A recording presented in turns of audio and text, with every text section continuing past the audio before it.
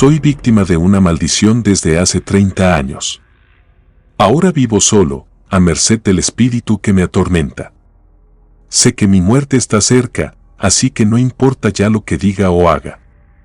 Al final, sé a dónde voy a ir y quién va a venir por mí, ese niño que me ha estado haciendo miserable la vida, dejándome solo, haciendo que todos piensen que estoy loco. Y al finalizar mi tiempo en la tierra, va a estar ahí. Incluso alguien me dijo que después de mi muerte va a atormentarme. Tengo 5 años que no he reingresado al hospital para enfermos mentales. También dejé los círculos de ayuda a neuróticos o alcohólicos. Porque nada me ha ayudado. Tampoco busco más la compañía o la comprensión. Ya estoy viejo, sé lo que hice, también imagino que nadie dirá una plegaria por mí. Los que menos se van a preocupar donde caigo muerto serán mis hijos, a los que no he visto en 40 años y que han sabido mantenerse ocultos para que no puedan ni pedirles perdón. Nací en los años 50, allá en un pueblo de la Riviera de Chapala en Jalisco. Crecí en una familia grande donde todos trabajábamos pescando o vendiendo los peces doraditos en el malecón, en el que teníamos un puesto hecho de cajas de madera.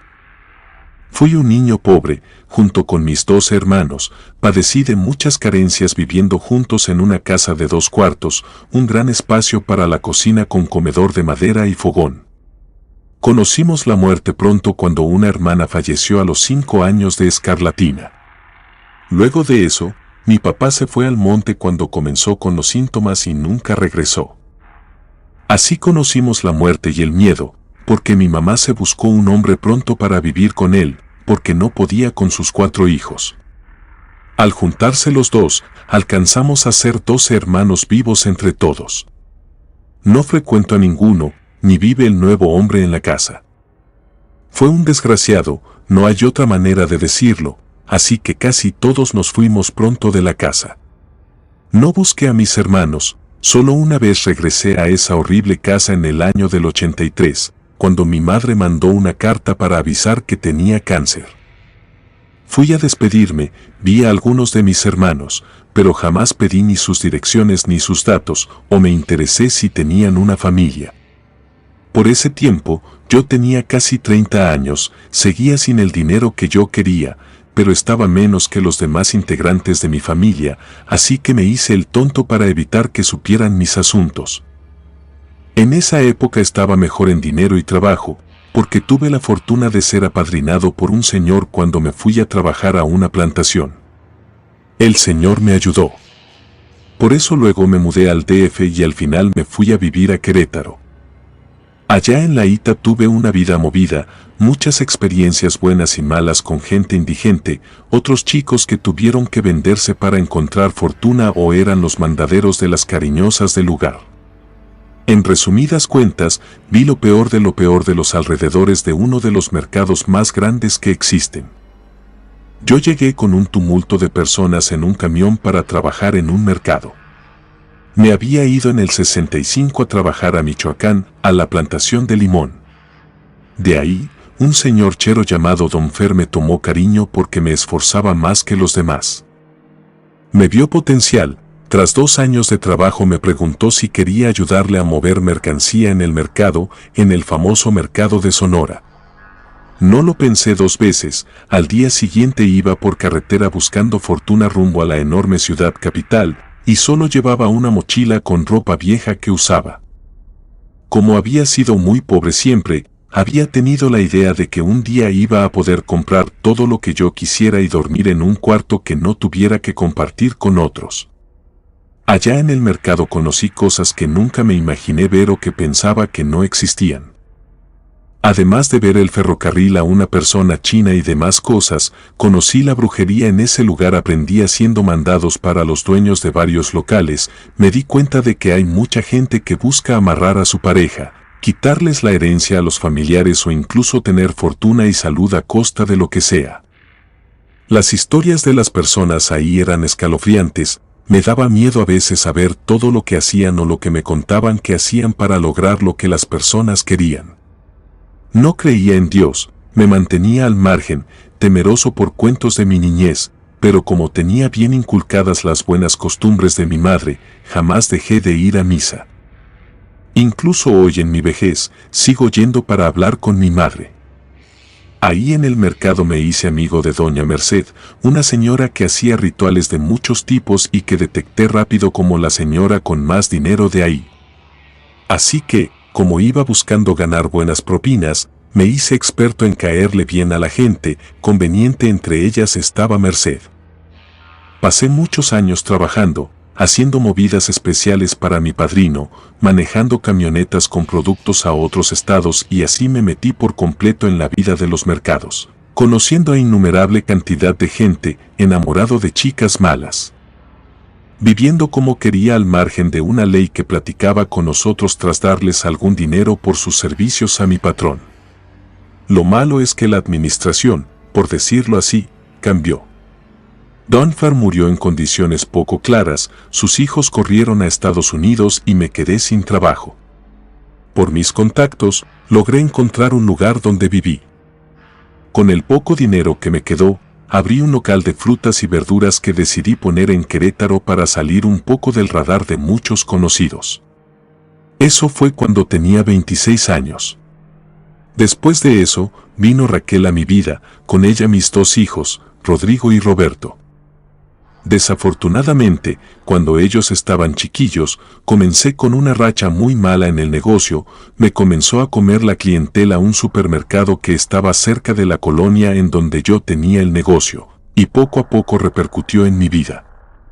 Dejé de estar tranquilo, porque comencé a vivir la carencia de nuevo. Me fui y decidí llegar a la capital.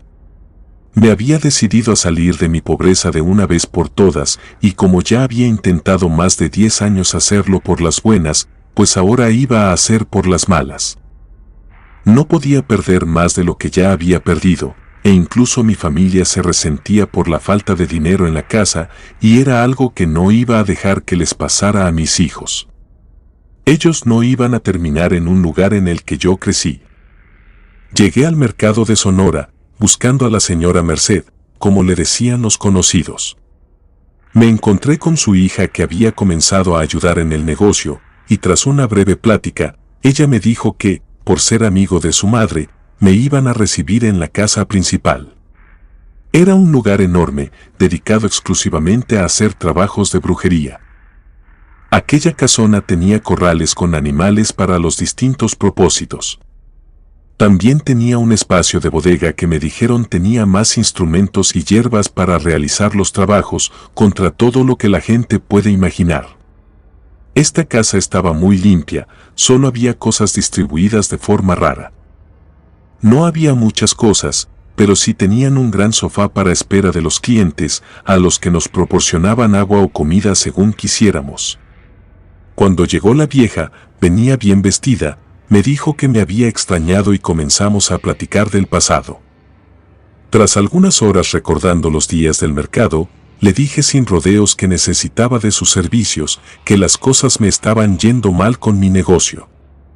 Ella estaba dispuesta a ayudarme, me dijo que incluso me iba a hacer un descuento por ser conocidos cercanos.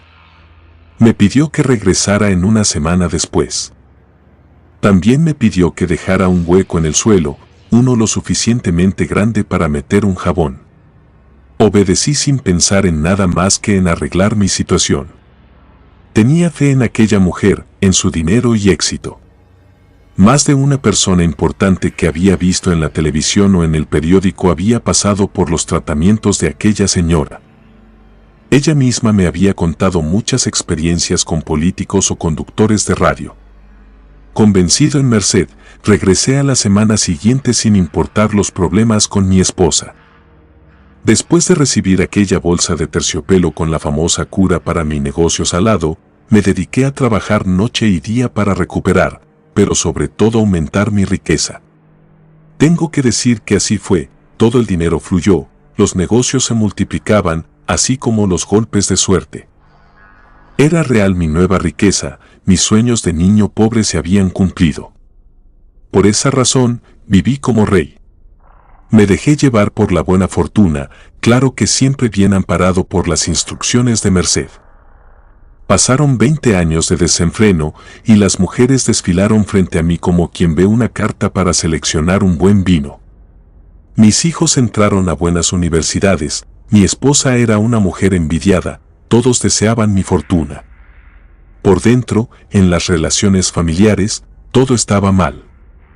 Mi esposa y yo amamos nuestro matrimonio feliz, los niños apenas me hablaban, se convirtieron en adultos antes de que pudiera darme cuenta. Luego comenzaron a avergonzarse de mi procedencia. En mi locura de nuevo rico, abrí 10 locales más. Entré en los negocios de los casinos y comencé la afición por la bebida. Justo en esa cúspide, vino lo peor, el primer ataque violento que me dio.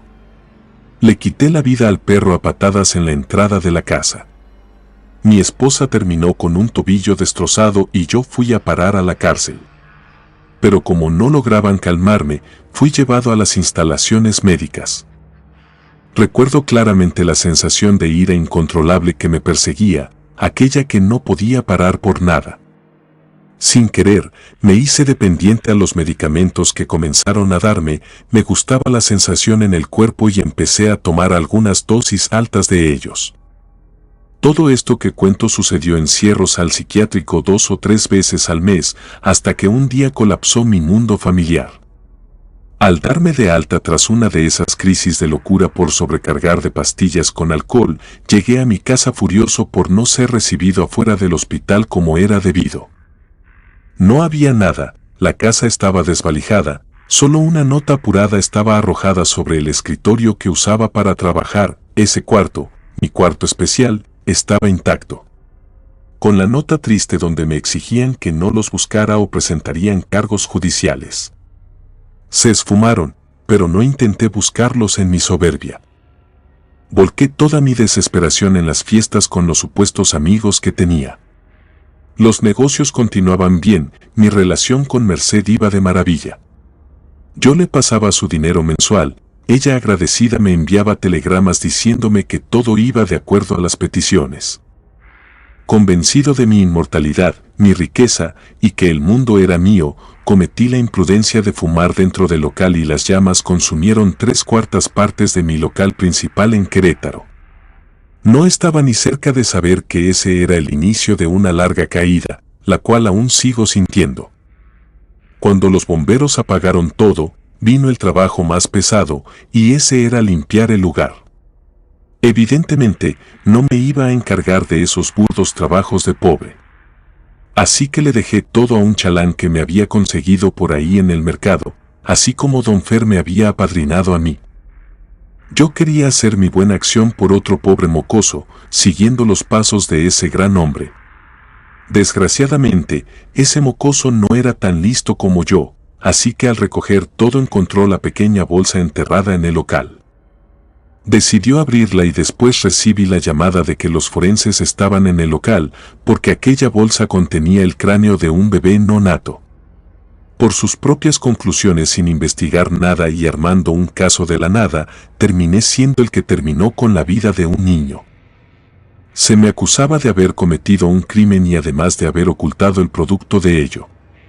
Se contaron muchas cosas de mí, que embaracé a una pobre trabajadora y luego la hice abortar, decían que ella había cuidado con cariño al pequeño. Basta e incluso antes de ser desaparecida por mi mandato, ella había ocultado los restos de mi pecado en el local que tanto me empeñaba en presumir. Inmediatamente, como por arte de magia, me convertí en el tema de conversación del barrio, incluso mi nota salió en los periódicos amarillistas. No me quedó más que huir, ocultarme con el dinero que me había guardado en un lugar especial. Pude falsificar algunos documentos, dejé todo y sin poder cargar más que una pequeña maleta con poca ropa, me fugué. Al único lugar donde no me iban a encontrar fácilmente, y ese era el Distrito Federal. Sería como buscar una aguja en un pajar, ahí era imposible preguntar de casa en casa hasta dar conmigo. Sabiendo que, si iba con Merced, podía recuperarlo todo, me las arreglé para contactarla, pero ella no quiso recibirme tras una serie de discusiones con su empleada del mercado, pues ya no estaba su hija. Ahí me dieron un número de teléfono al cual podía contactarla.